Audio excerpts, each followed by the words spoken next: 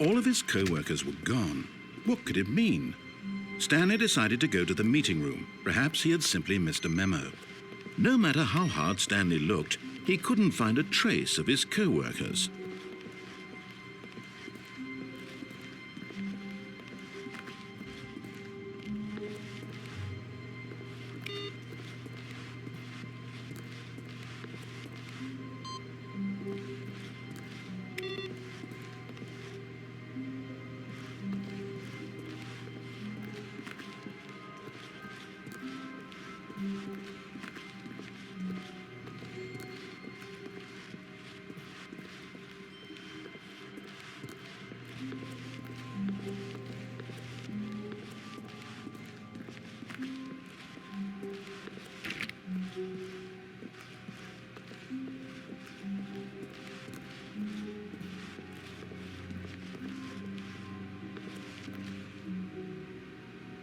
Stanley went around touching every little thing in the office, but it didn't make a single difference, nor did it advance the story in any way.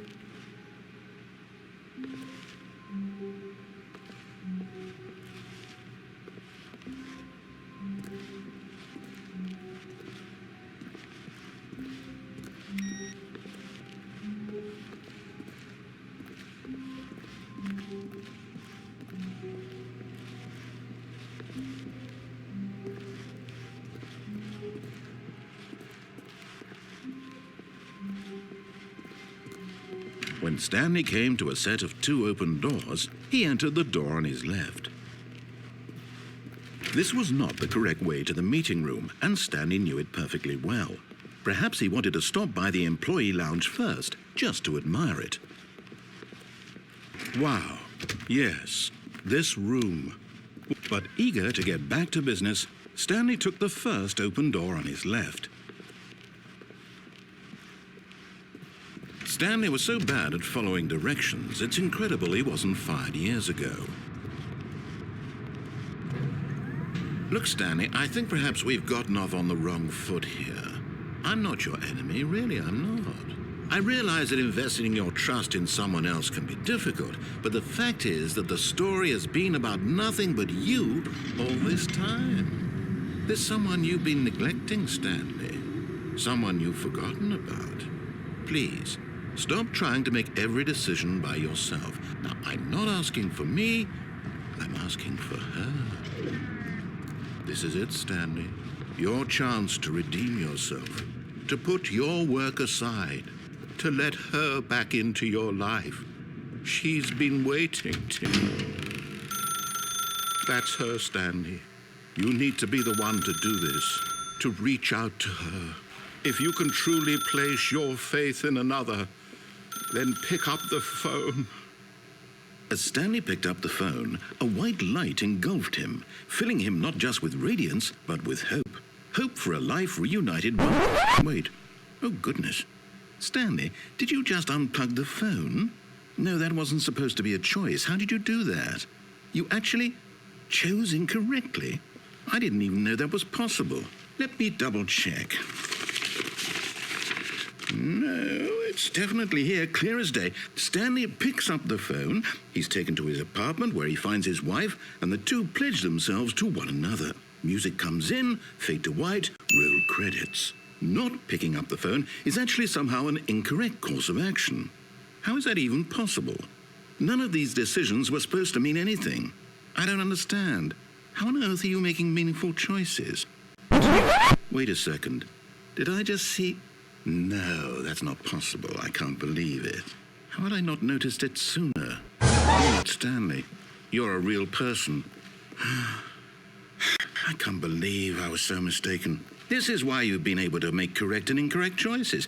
And to think I've been letting you run around in this game for so long. If you'd made any more wrong choices, you might have negated it entirely. It's as though you completely ignored even the most basic safety protocol for real-world decision-making. Or did you not grasp the severity of the situation? Well, I won't have that kind of risk on my watch.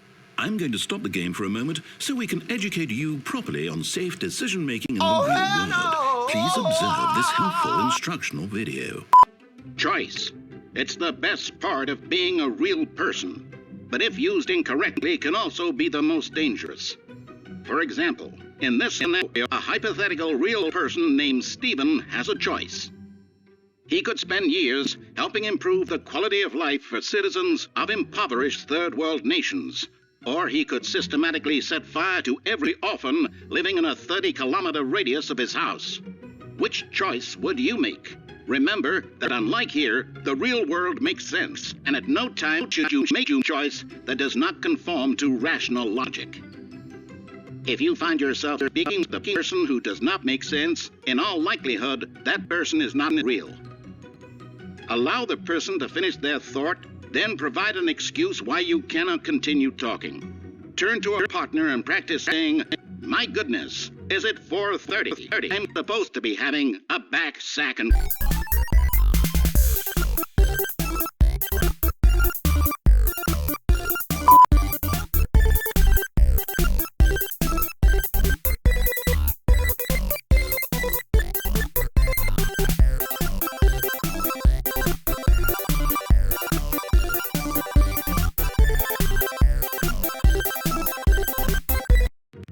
Excellent.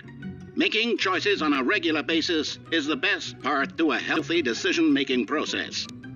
Most medical professionals recommend making at least 8 choices per day.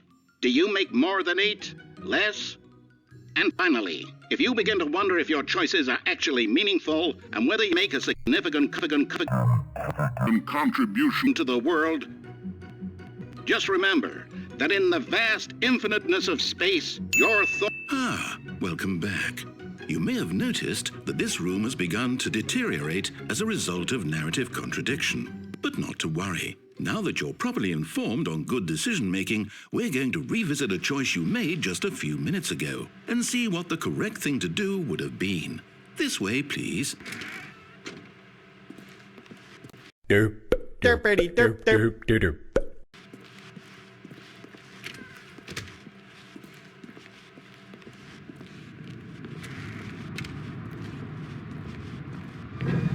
Now that we know your choices are meaningful, we can't have you jumping off the platform and dying. Imagine the main character dying senselessly halfway through the story. That story would make no sense at all.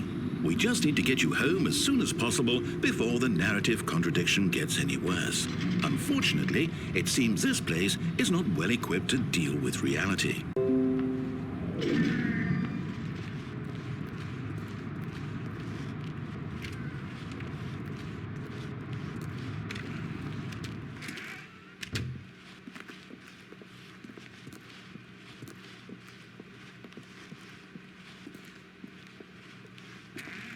Almost there. You'll take the door on the left, back to the correct ending, the story will have resolution once again, and you'll be home free in the real world. Now remember, all you need to do is behave exactly as Stanley would. That means choosing responsibly and always putting the story first. I'm quite sure you'll be up to the task. Just follow my lead and you'll be fine. All right. When Stanley came to a set of 2 open doors, he entered the door on his left. Hold up. No! Why did you do that? Quickly, hurry back in the other direction. Perhaps we're not too late.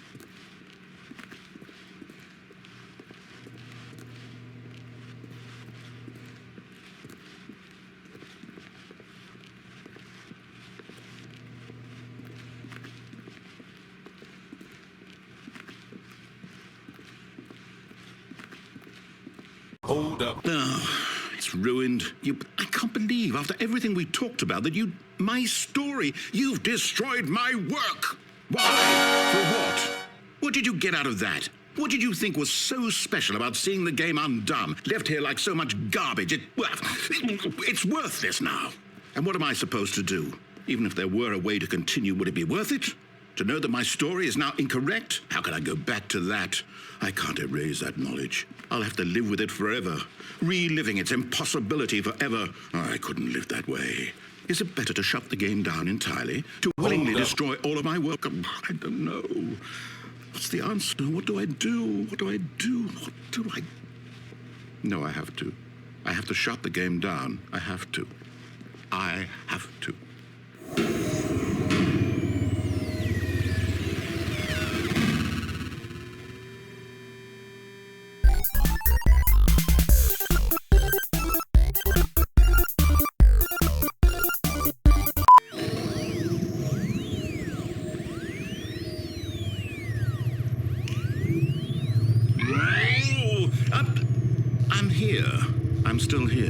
here in this pile of rubbish, with you, who thought you were so clever.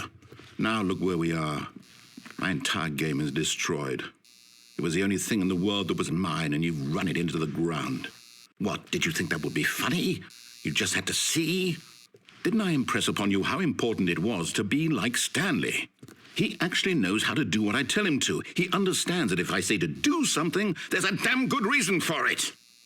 That thought hadn't even occurred to you, had it? That there's a world outside of you? You're a child. Oh, my story. If you'd just gone through the door on the left, you would have seen it. There was a whole underground facility. You would have destroyed it and been victorious. It would have been so perfect. I worked so hard on it. I tried so hard to behave exactly as Stanley would. That means choosing responsibly and always putting the story first. I'm quite sure you'll be up to the task. Just follow my lead and you'll be fine. All right. When Stanley came to a set of 2 open doors, he entered the door on his left.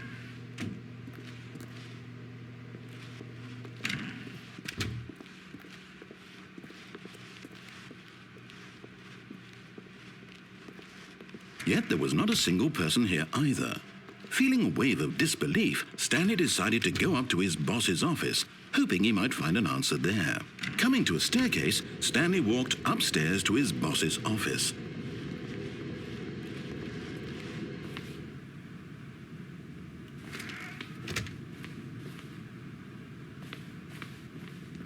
Stepping inside his manager's office, Stanley was once again stunned to discover not an indication of any human life. Shocked, unraveled, Stanley wondered in disbelief who orchestrated this, until he saw the door with a voice receiver next to it. Surely behind this door lay all the answers to his questions. And beyond all probability, he knew the passcode. He had seen it on his boss's computer just last week. Night Shark 115. Was this the code to open the door? Would it still work? There was only one way to find out. Stanley had been trained never to speak up, but now he would draw from within himself the courage to face the unknown. He drew a sharp breath and then spoke the code.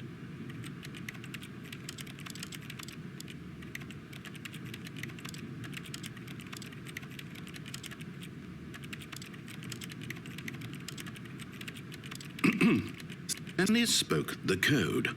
Night Shark 115. He spoke it into the receiver, right there on the wall.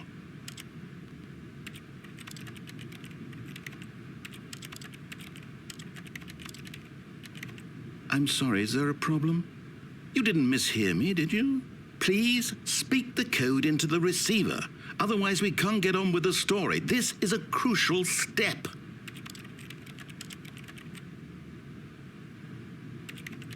Okay, fine, you're not going to do it, but you know what?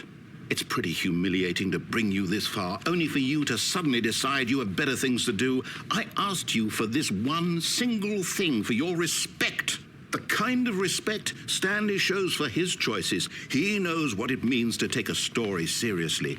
If you didn't want to see what I had to show you, then why did you come here? You had a choice, you know. You could have gone through the door on the right. You could have done whatever the hell you wanted over there. Why did you come this way? Speak. Say something to me. Explain yourself, you coward.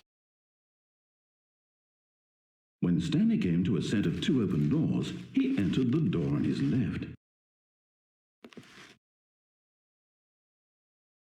Stanley? Hello? Are you... Is everything okay? Stanley, I need you to make a choice. I need you to walk through the door. Are you listening to me?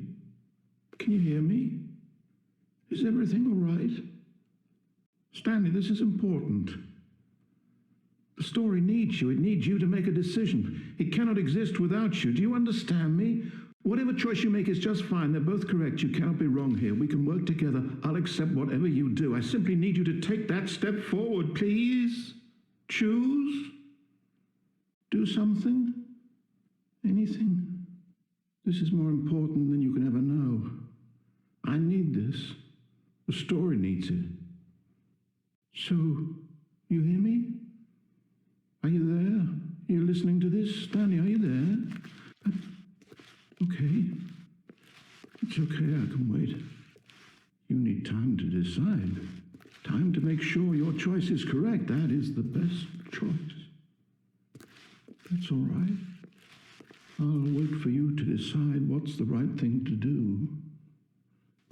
Take as much time as you need. Take a seat. Hope you're ready for the next episode. Hey.